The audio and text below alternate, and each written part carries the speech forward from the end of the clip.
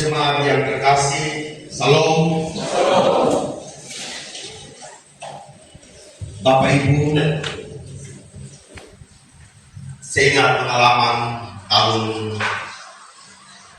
99, 1 tahun sebelum akhirnya saya memilih untuk ada di Fakultas Teologi UKSW. Waktu itu sebuah percakapan yang saya pikir benar-benar mengambil semua emosi saya, ya, sebagai anak muda remaja, ya.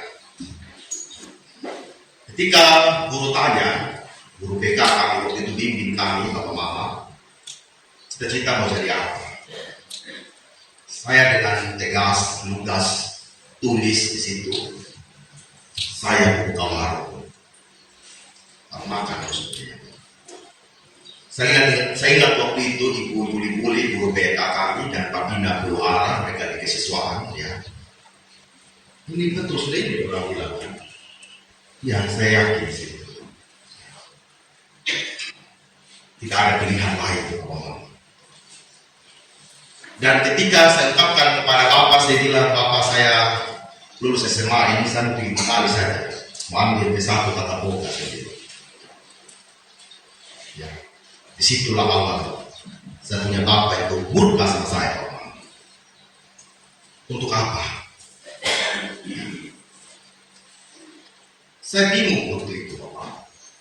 Bagi saya, memangnya kenapa begitu, kan? Kenapa begitu, ya? Ada apa dengan buka warung begitu, ya? Masalahnya di mana begitu, ya?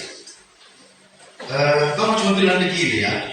Kita orang tua ini, ya, kerja keras ini, kan itu anak-anak sekolah tinggi, begitu karena ya orang tua semua begitu. Tapi saya bilang, Bapak, saya mau buka warung begitu. Ya, Bapak bilang tidak. Kau siapkan harus pergi sekolah untuk akademik ilmu statistik di Jakarta. Kau pulang harus jadi pegawai statistik, lu pakai sensus, mamanya PPS, ya. Harus. Saya bilang, kenapa harus begitu, ya? Itu saya berkelahi dengan Bapak. Hampir 1 bulan, ya, saya dengan Bapak hubungannya tidak baik. Kami tidak pernah berdoa lagi setiap jam 5 pagi, itu kebiasaan di rumah. Dan biasanya hari Minggu jam 7 malam itu kami kebaktian bersama untuk persiapkan hari Minggu baru itu terus dari kami kecil begitu, ya.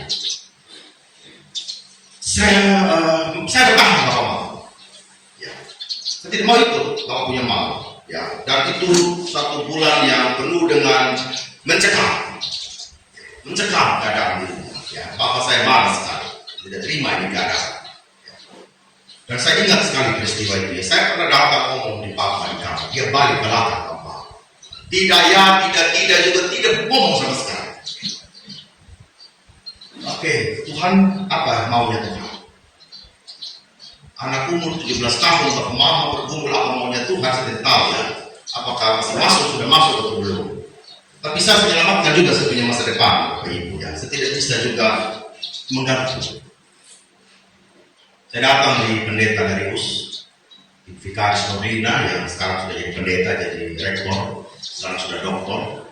Di pastorinya Pak Mandina di Payeti itu, dekat Payeti 2, saya datang. Saya bilang, ini Mama Vikaris, saya bilang, rasanya saya butuh ini.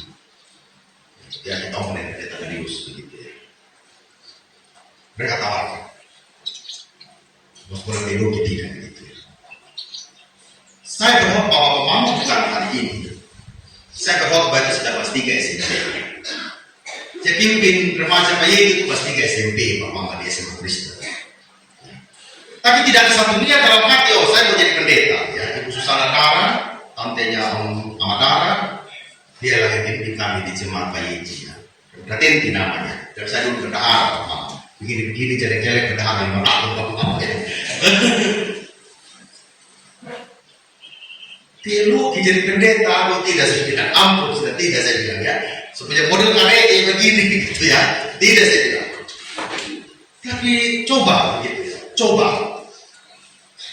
Baik, saya coba. Saya coba mendalami itu. Bagaimana aku menjadi pendeta? Saya lihat pendeta waktu Aduh, ini kita dari setiap minggu, saya bilang begitu ya. Terus rapat majelis, tadi ingat sama Bapak dan Mama rapat majelis zaman dulu, Bapak Mama terakhir pulang jam 8 malam. Betul tidak? Jam 2, jam 3 pagi baru pulang dari Bayeki, Bapak Mama rapat. Saya katakan memang ini majelis jemaat begitu ya. Dan segala macam. Kerumitan menjadi pendeta itu kayaknya saya masuk bisa menyangka Bapak Mama. Enak itu buka warung Bapak Mama ya. Sisa makanan kita makan. Nah itu dipikiran. Ya. Dan saya masak Bapak Mama, saya masak kelas 2 SD. Di kebun kami ada bayam, ada sayur putih. Saya tidak pernah tunggu Bapak Mama masak, orang tua masak. Saya pulang sekolah, saya ambil bayam, saya bersihkan. Jadi ketika lihat Yosua bersihkan bayam, saya lucu juga gitu. Saya ajar Rio bersihkan bayam Bapak Mama. Umur berapa sekarang Yosua? Dokter Pak, saya umur 7 tahun sudah bisa masak Yosua. Ya.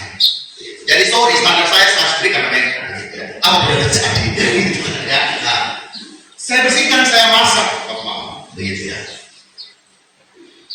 Akhirnya bulan November tahun 99 datanglah dari UKSW. Saya bercerita, belum pernah saya ceritakan ya Bapak Mama ya. Kenapa saya jadi pendeta? Gitu kan ya.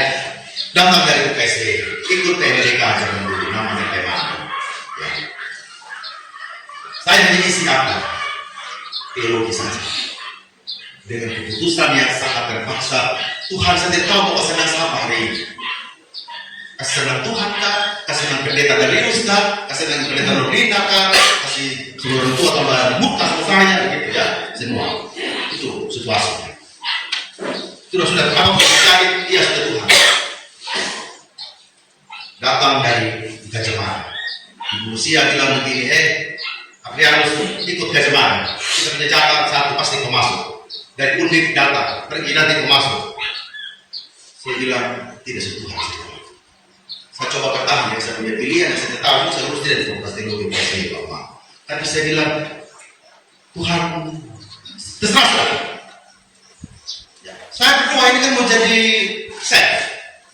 Tapi tengah jalan Tuhan kasih belok untuk saya diterima Bapak. Tuhan kasih belok, saya punya sebuah cita-cita. Dan saya harus mengikuti cita-cita yang orang pilih untuk saya Bapak. Itu saya punya protes. Ya. Saya tidak bisa memilih apa yang menjadi kemauan.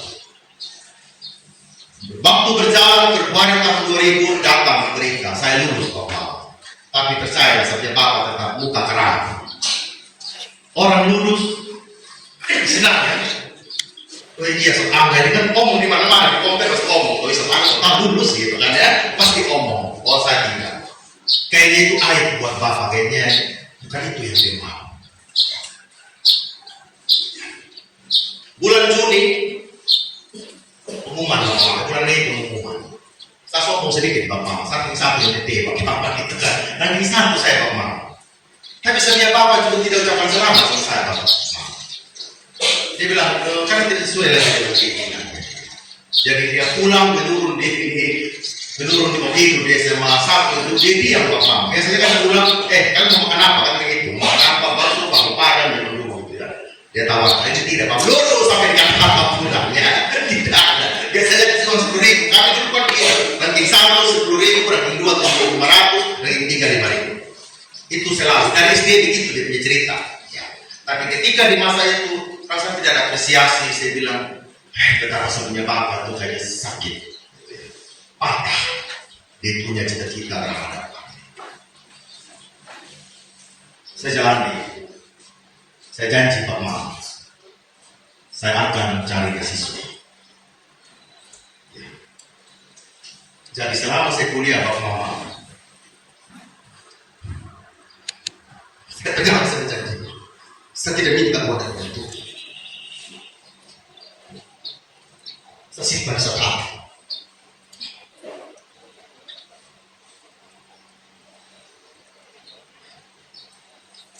Satu S2 saya cari beasiswa.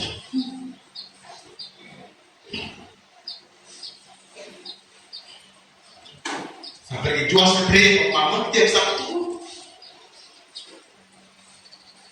Saya berjanji.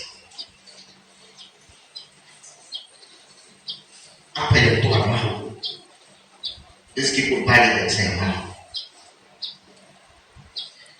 Saya belajar untuk percaya bahwa Tuhan hadir di saat-saat yang tidak tentu.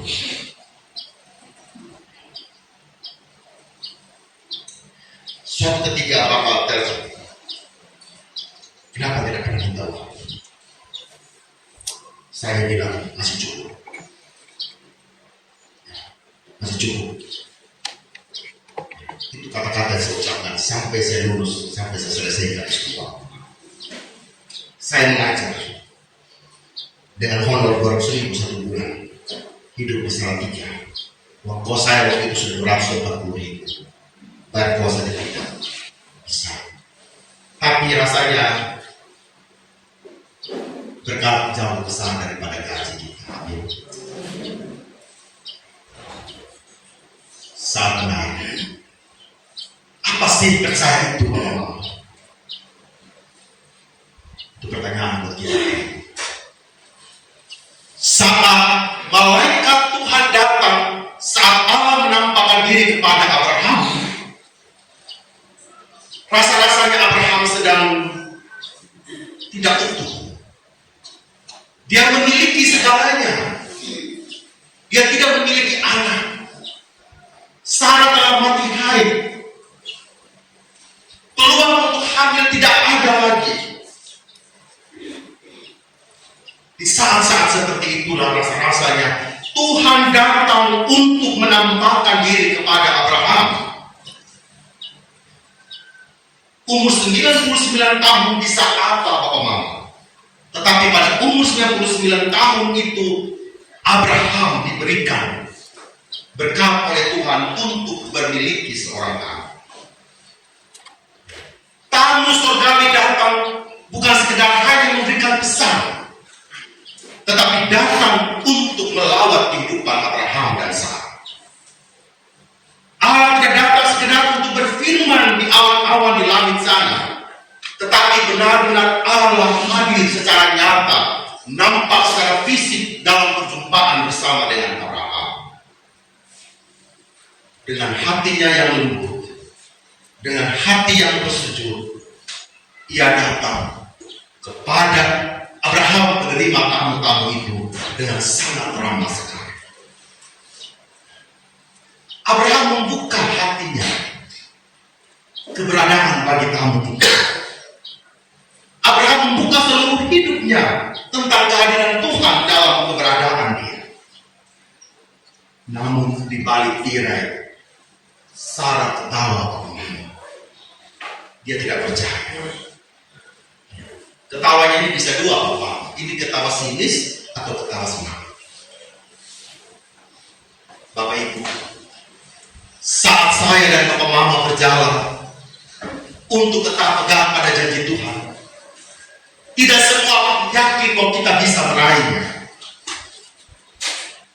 Saat Bapak Mama punya mimpi, saat Bapak Mama punya harapan dan ditautkan kepada Allah, saat Allah berbicara kepada Bapak Mama sekalian secara pribadi, tidak semua orang bisa memahami keadaan itu. Saya dan Bapak Mama bisa seperti Abraham dan kadang-kadang bisa juga seperti Sarah. Kita sinis.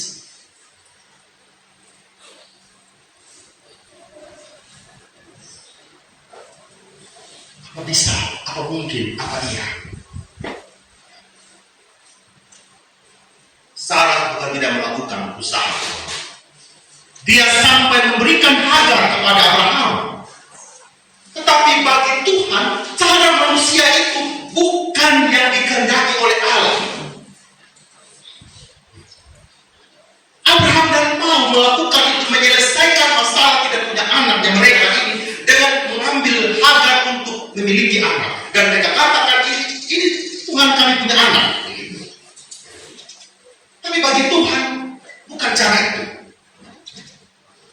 Jadi bukan salahnya Ismail Mama ya, tetapi cara itu gitu ya. Ismail kan lahir akhirnya ya Mama ya. Tetapi bagi Tuhan bukan cara itu. Tuhan mau Abraham dan Sarah yang memiliki keturunan, bukan Abraham dengan Hagar. Sarah ingin membelokkan cerita itu Bapak-Bapak. Sarah ingin semuanya sesuai dengan keinginannya kita dan cepat. Tapi Tuhan bilang tidak, Abraham dan Sarah. Saya harus datang ke tempatmu harus melihat dan melawan engkau? Sarah itu akan mengandung, saya harus kasih tahu sama engkau. Engkau harus mendengarkan dengan bukan saja dengan telingamu, tetapi juga dengan imanmu, bahwa ada kepastian dalam hidup. Bapak Ibu, pertanyaan yang reflektif bagi kita hari ini. Adakah sesuatu yang terlalu sulit bagi Tuhan? Pada perikop selanjutnya di pasal yang 21. Waktu berlalu, tetapi Tuhan datang kepada Sarah. Firman Tuhan bilang apa ayat yang ke-21? Tuhan memperhatikan Sarah. Di kalimat yang pertama, Tuhan memperhatikan Sarah. Di ayat yang ke-18, ya, Sarah boleh tertawa. Tetapi di ayat yang ke-21, hai manusia, kau mau tertawa, kau tidak percaya, kau mau ragu, tetapi Tuhan katakan, Tuhan memperhatikan Sarah. Dalam kata aslinya Bapak Mama, pakat. Ya, bahasa Ibrani, P-A-K-A-D, pakat. Artinya apa? Memperhatikan di sini artinya apa? Mengingat. Pakat artinya apa? Bertindak. Pakat artinya apa? Melawan. Jadi Allah tidak sekedar memperhatikan atau melihat begini. Tidak. Janji yang Tuhan berikan kepada Abraham dan Sarah tidak hanya sampai hanya melihat saja umatnya merangkak. Dia tidak hanya melihat pergulatan batinnya Abraham dan Sarah yang tidak memiliki keturunan, dan dia hanya melihat begitu saja Bapak Mama. Tetapi dia apa? Dia mengingat, dia bertindak, dan dia melawan. Bukan ingat saja, tapi Allah turun tangan. Amin. Allah melawan Abraham dan Sarah. Ya. Makanya lahirlah Ishak. Saat Sarah ketawa, Allah serius. Saat manusia sinis terhadap kehidupan, Allah sedang serius menatap kita semua. Dia tidak mau kita hanya menjadi anak-anak yang sinis terhadap janji-janji Tuhan. Dia tidak mau saya dan Papa Mama hanya sekedar basa-basi terhadap janji Tuhan. Dia tidak mau saya dan Papa Mama hanya sekedar percaya di dalam gereja, sampai di luar gereja kita buat yang kita punya mau. Allah tidak mau. Allah menghendaki bahwa saya dan Bapak Ibu semua benar-benar ada di dalam relasi antara Allah dan manusia. Oleh karena itu, melalui pesan-pesan firman Tuhan hari ini, ada beberapa hal yang ingin disampaikan kepada saya dan Bapak Ibu sekalian. Yang pertama, Allah tetap mengingat perjanjiannya. Dia datang sendiri memastikan janji itu. Dia tidak menyuruh siapapun untuk datang kepada kita. Allah setia walaupun saya dan Bapak Mama kadang kala ragu. Karena Allah mengingat perjanjiannya dengan kita. Bapak Mama, terkadang kita yang suka lupa janji kita kepada Tuhan. Kita berjanji, ya dengan segenap hatiku, saya percaya mengaku dan berjanji di hadapan Tuhan saat CD minggu depan hilang. Kita berjanji kepada Tuhan untuk mengikat pernikahan suci kita di hadapan Tuhan, tetapi dalam rumah tangga kita menyia-nyiakan kehidupan istri, suami, dan anak-anak kita. Tetapi Allah adalah Allah yang berjanji, dan Dia menepati janji itu. Hal yang kedua, dalam pertanyaan refleksi, adakah yang mustahil bagi Allah? Poin yang kedua dalam bentuk pertanyaan, adakah yang mustahil bagi Allah? Dalam relasi iman kita dengan Tuhan, rasa-rasanya tidak pernah ada yang mustahil kalau itu meluluskan hidup kita, Bapak.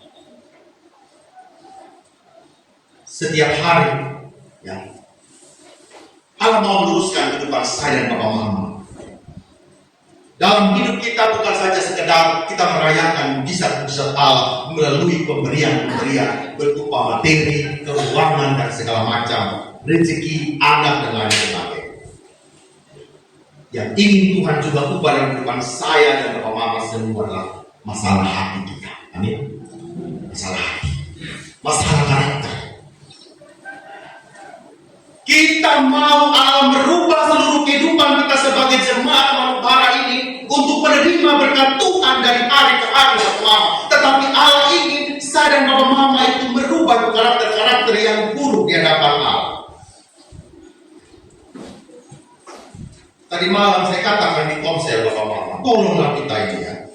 Kita punya harapan bangun gereja, tetapi kosong di gereja.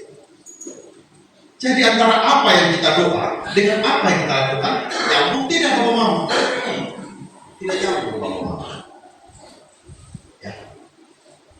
Kita bicara di gereja ini, ya, kapan kita ini berkembang ya? Jadi sebenarnya Bapak Ibu bertanyakan ini ya, Pak Pendeta ini khotbah saya kan tidak ada kegiatan. Nah sekarang ini kegiatan kita ini ukur kuat, Bapak Mama. Ukur kuat dengan kegiatan di Manubara ini. Tapi kalau Bapak Mama tidak terlibat di dalamnya, bagaimana mujizat hal yang tidak yang mustahil itu terjadi, hal yang terjadi di dalam keluarga kita. Kita ingin anak-anak kita itu sukses. Kita ingin anak-anak itu punya pendidikan. Sekarang Bapak Mama saya tanya, satu hari ada berapa jam yang Bapak Mama berikan buat anak-anak? Setidaknya bimbing orang belajar dan tanya. Saya pernah tanya sama Mama Ara dalam konser. Mama Ara bilang, saya masih dari sini. Betul Mama Ara? Contoh, bagaimana kita yang lain? Ya agak panjang untuk hari ini Mama. Selamat ulang tahun setelahnya. Kita ingin anak-anak kita sukses, Bapak Mama. Ya. Kita ingin memiliki uang untuk mendukung mereka. Ini saya bilang, mari kita buat pisang goreng, mari kita buat kue cucur. Ini kayak kita dorong mereka semua mati, Bapak Mama ya. Saya masa dari pelayanan, saya buka warung, betul gitu kan ya. Nah, kita mau anak-anak kita, tetapi bagaimana kerja keras orang tua? Tidak sekedar hanya kerja, Bapak Mama. Kita harus kerja keras, kita harus kerja secara kreatif, kita harus membuka diri bagi Allah, biar kita dibentuk hanya benar-benar oleh Allah, Bapak Mama. Kita harus percaya, Bapak Mama, tidak ada langkah yang sia-sia dalam hidup. Amin? Tidak ada. Kalau Bapak Mama bangun pagi, nyalakan kompor, masak kue, buat kue segala macam, jualan, saya pikir Tuhan tertutup mata dengan itu.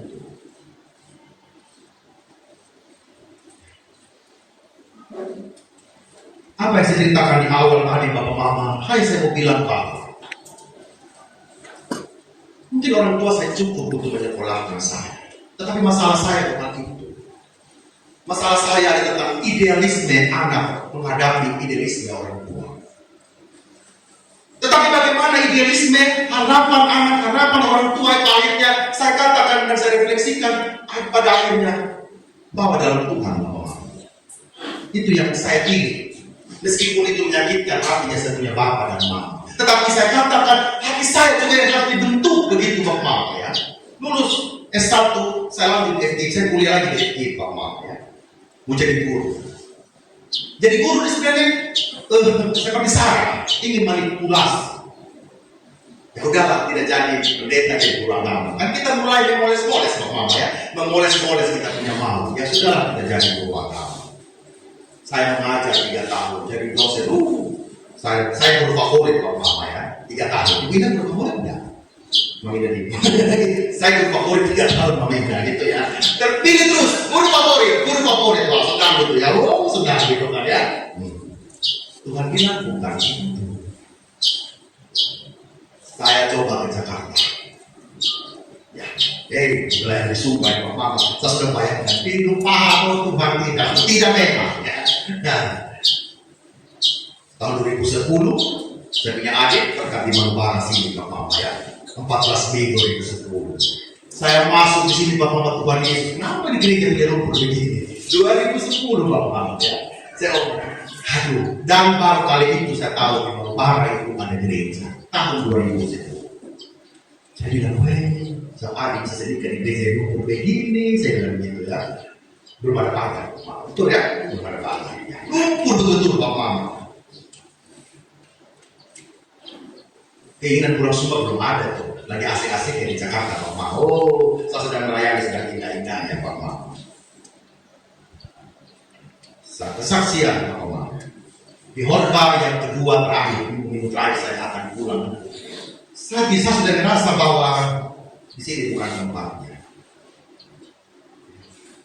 Saya praktek di Danau Satelit di Surabaya 2003. Saya ke Jakarta, saya ke Bandung. Tuhan bilang bukan itu tempat. Tandanya apa Bapak? Dia buat kita hati ini tidak nyaman. Siang malam, pagi siang malam. 10 April saya putuskan 2012 saya putuskan saya pulang ke Sumba. Percaya itu tentang keterbukaan kepada Allah.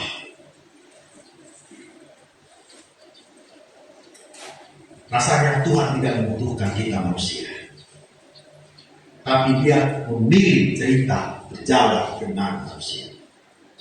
Sekali lagi, Tuhan tidak membutuhkan kita amat-amat,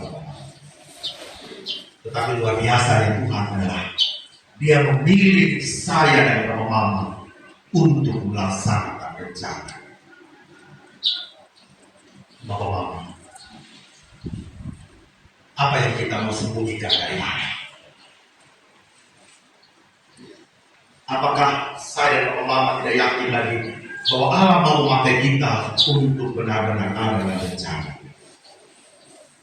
Hari ini mungkin ada kita yang sedang ragu, mungkin ada yang sedang patah hati, mungkin ada yang sedang tidak mampu untuk menyekolahkan anak-anak. Mungkin juga tidak mampu untuk membangun mimpi-mimpi kita di Manupara ini. Kita ingin bangun gereja, kita ingin bangun yayasan, kita ingin mencerdaskan kehidupan di Manupara. Mungkin itu semua tidak mungkin di depan kita Bapak Mama. Saya juga merasa sebagai pelayan rasanya tidak mungkin kita melakukan ini. Tapi tadi malam di perjalanan cari mie ayam dengan Om, saya bilang begini, Sudiri, kota Wekaku, kota yang 70 yang makan di ayam di Manupara gitu. Saya bilang begini, mari, rasanya Tuhan ini kalau bangun ini sesuatu, dia sedang dalam baik-baik saja. Tuhan selalu membangun itu dalam krisis.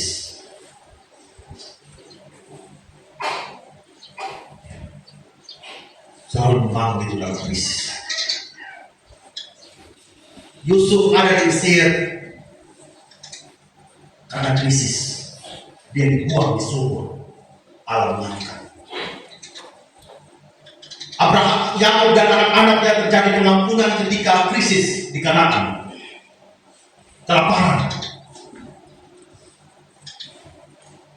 Boas bertemu dengan Rut, keturunannya Tuhan Yesus ribuan tahun, ratusan tahun. Makanya Rut ada di kitab Rut itu Bapak Mama. Karena Rut dan Boas adalah leluhur dari Tuhan Yesus. Justru ketika Rut sedang dalam krisis bersama Naomi. Paulus dipanggil Tuhan ketika dia dalam krisis transisi, percaya Tuhan Yesus atau percaya Taurat.